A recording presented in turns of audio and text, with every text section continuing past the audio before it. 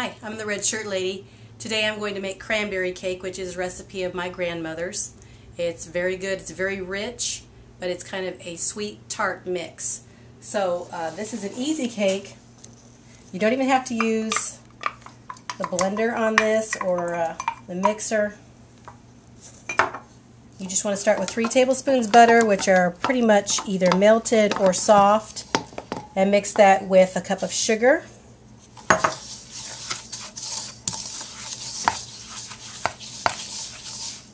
Then we're going to add an egg.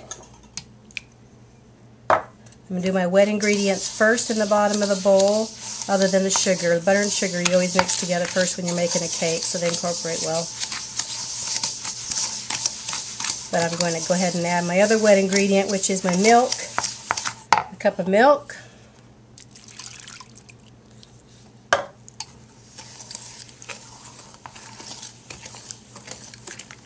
And the only dry ingredients are 2 cups of flour, 3 tablespoons of baking powder. So I'm going to go ahead and add that, and 1/8 teaspoon salt, which is already in here. And so when I do them in the same bowl, I mix them up a little bit on top before I incorporate it all. So we're just going to mix that up.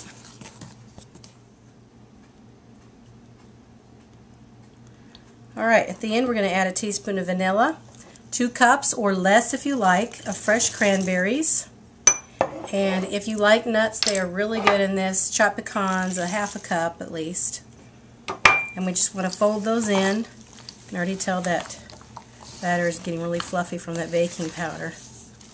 It's not one of those kind that you just have to whip and whip. You just whip it till, or stir it till it's mixed. Then I've got a greased 9x13 pan here. I'm just going to spoon it out into there and kind of spread it out.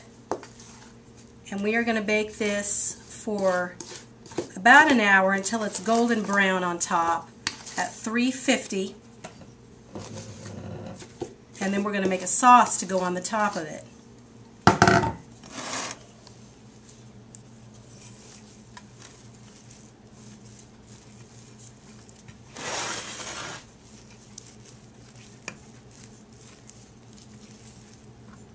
And we'll put it in the oven. Alright, now I'm going to make the sauce. It's basically just a vanilla sauce. On the stove in a pan we have a stick of butter, which is a 1/2 cup.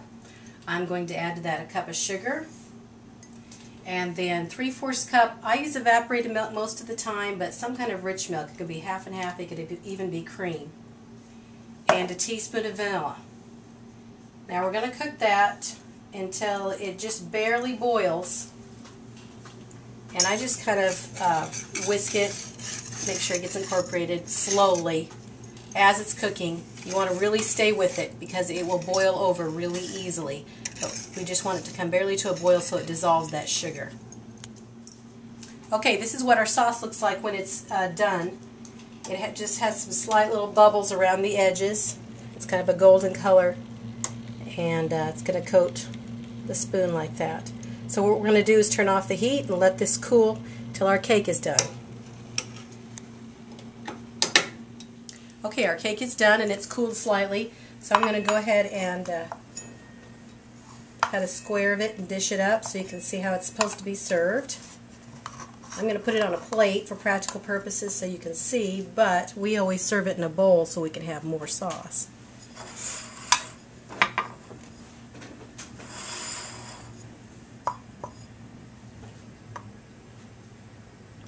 Vanilla sauce over like that.